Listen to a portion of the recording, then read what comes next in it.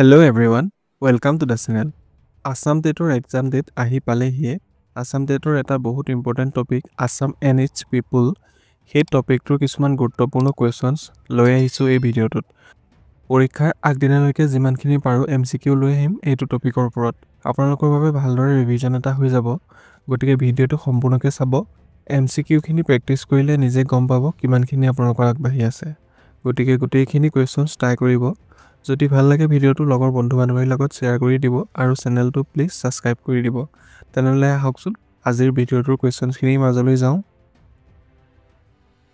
আজিৰ ভিডিওটোৰ প্ৰথমটো question হৈছে অসম সাহিত্য সভাৰ প্ৰথম অধিৱেশন কিমান চনত অনুষ্ঠিত হৈছিল? ইয়াৰ অপচনখিনিৰ ভিতৰত শুদ্ধ উত্তৰটো হৈছে অপচন বি 1917 চনত। 1917 চনত অসম সাহিত্য সভাৰ প্ৰথম অধিৱেশন অনুষ্ঠিত হৈছিল। আৰু আপোনালোকে কমেন্ট কৰি জনাবচোন কোন জায়গাত অনুষ্ঠিত হৈছিল। দ্বিতীয়টো কোৱেশ্চন হৈছে প্ৰথম অসমীয়া সনেট প্ৰিয়তমাৰ চিঠি কোনে ৰচনা কৰিছিল? ইয়াৰ অপচনখিনিৰ ভিতৰত শুদ্ধ উত্তৰটো হৈছে অপচন ডি হেমচন্দ্ৰ গোস্বামী। হেমচন্দ্ৰ গোস্বামী দেৱে প্ৰথম অসমীয়া সনেট প্ৰিয়তমাৰ চিঠি ৰচনা কৰিছিল।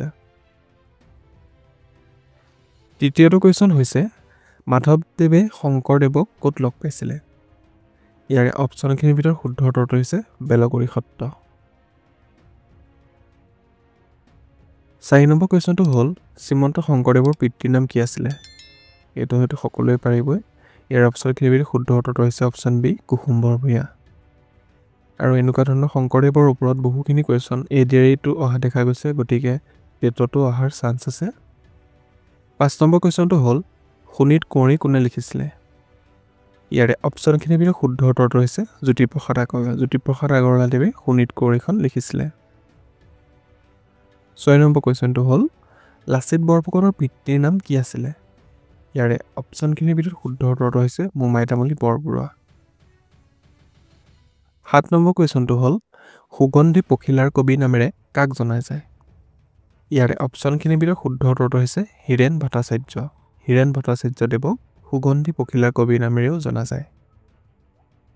8 নম্বৰ কুৱেশ্চনটো হ'ল অসমৰ সিংহ বুলি কাক জনা যায়? ইয়াৰ অপচনখিনিৰ ভিতৰত শুদ্ধ উত্তৰটো হৈছে অম্বিকাগিৰি ৰায়চৌধুৰী। তেখেতক অসমৰ সিংহ বুলিও জনা যায়।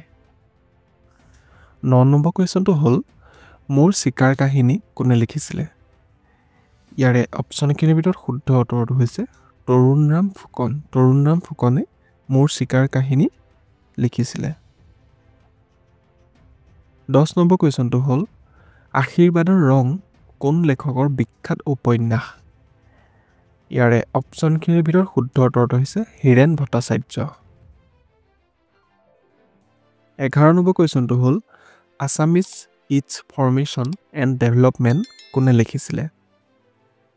ইয়াৰে অপচনখিনিৰ ভিতৰত শুদ্ধ উত্তৰটো হৈছে ডক্টৰ বাণীকান্ত কাকতি। 12 নম্বৰ কুৱেশ্চনটো হ'ল কথাগীতা কোনে ৰচনা কৰিছিল? ইয়াৰে অপচনখিনিৰ ভিতৰত শুদ্ধ উত্তৰটো হৈছে অপচন ডি ভট্টদেৱে। ভট্টদেৱে কথাগীতা ৰচনা কৰিছিল। 13 নম্বৰ কুৱেশ্চনটো হ'ল অসমীয়া জাতীয় জীৱনত মহাপুৰুষীয়া পৰম্পৰা শীৰ্ষক ৰচনাৰ বাবে কোনে সাহিত্য অকাডেমী বঁটা লাভ কৰিছিল? ইয়াৰে অপচনখিনিৰ ভিতৰত শুদ্ধ উত্তৰটো হৈছে option B doctor Hiren Gohain.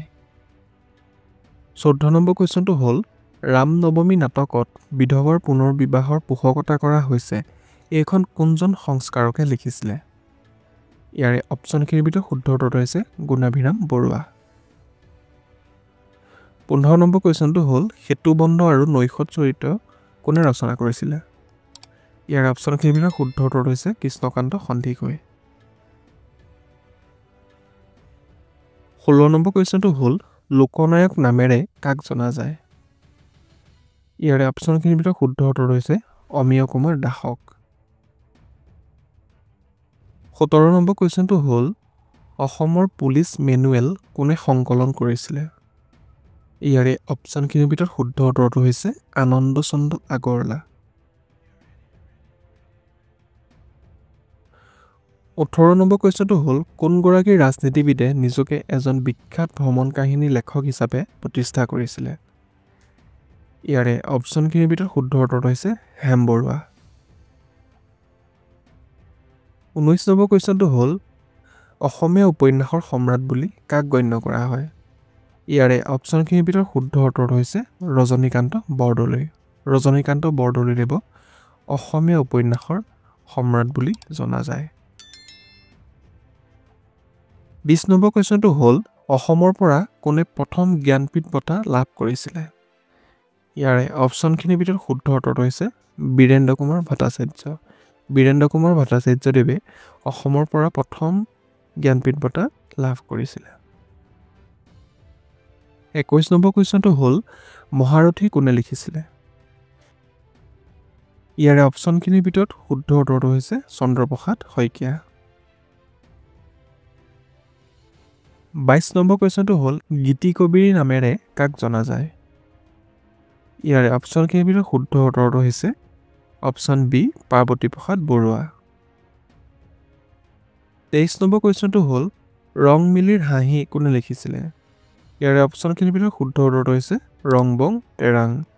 এইটো এডিআৰই পৰীক্ষাত আহিছিলেও এইটো কুৱেশ্যন। 24 নম্বৰ কুৱেশ্যনটো হ'ল অসমৰ পৰা কোনে ৰাজ্যৰ বাহিৰত প্ৰথম ৰাজ্যপাল হৈছিল? ইয়াৰে অপশ্যনখিনিৰ ভিতৰত শুদ্ধ উত্তৰটো হৈছে বিষ্ণুৰাম মেধি।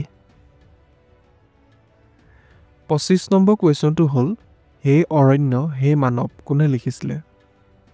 ইয়াৰে অপশ্যনখিনিৰ ভিতৰত শুদ্ধ উত্তৰটো হৈছে নৱকান্ত বৰুৱা। 26 নম্বৰ কুৱেশ্যনটো হ'ল কবিতা পুথি প্ৰতিমা কোনে লিখিছিলে? ইয়াৰে অপশ্যনখিনিৰ ভিতৰত শুদ্ধ উত্তৰটো হৈছে চন্দ্ৰকুমাৰ আগৰৱালা। 27 নম্বৰ কুৱেশ্যনটো হ'ল ডক্টৰ ইন্দিৰা গোস্বামীৰ গৱেষণাৰ বিষয় কি আছিলে? ইয়াৰে অপশ্যনখিনিৰ ভিতৰত শুদ্ধ উত্তৰটো হৈছে ৰামায়ণী সাহিত্য। 28 নম্বৰ কুৱেশ্যনটো হ'ল কোনখন গ্ৰন্থৰ বাবে ডক্টৰ লক্ষীনন্দন বৰাই সন্মানীয় সৰস্বতী বঁটা লাভ কৰিছিলে? ইয়াৰে অপশ্যনখিনিৰ ভিতৰত শুদ্ধ উত্তৰটো হৈছে কায়কল্প। 29 নম্বৰ কুৱেশ্যনটো হ'ল অসমৰ ৱৰ্ডছৱৰ্থ বুলি জনপ্ৰিয়ভাৱে কাক জনা যায়? ইয়াৰে অপশ্যনখিনিৰ ভিতৰত শুদ্ধ উত্তৰটো হৈছে ৰঘুনাথ চৌধুৰীক।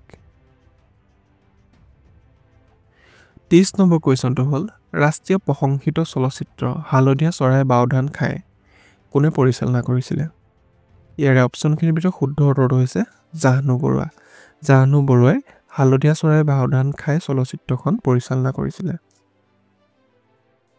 তো আজিৰ ভিডিঅ'টোত এইখিনিয়ে আছিলে। যদি ভিডিঅ'টো ভাল পালে লাইক কৰিব, কমেণ্ট কৰি জনাব আৰু লগৰ বন্ধু বান্ধৱীৰ লগত শ্বেয়াৰ কৰি দিব আৰু চেনেলটো প্লিজ ছাবস্ক্ৰাইব কৰি দিব। আৰু পৰীক্ষাৰ আগলৈকে যিমানখিনি পাৰোঁ আছাম NH পিপুলৰ MCQ লৈ আহিম। আপোনালোকে সেইখিনি ৰিভিজনৰ কাৰণে প্ৰেক্টিছ কৰিব পাৰিব। তেতিয়ালৈকে চেনেলটো ছাবস্ক্ৰাইব কৰি ল'ব। তো আজিলৈ এইখিনি। Thank U.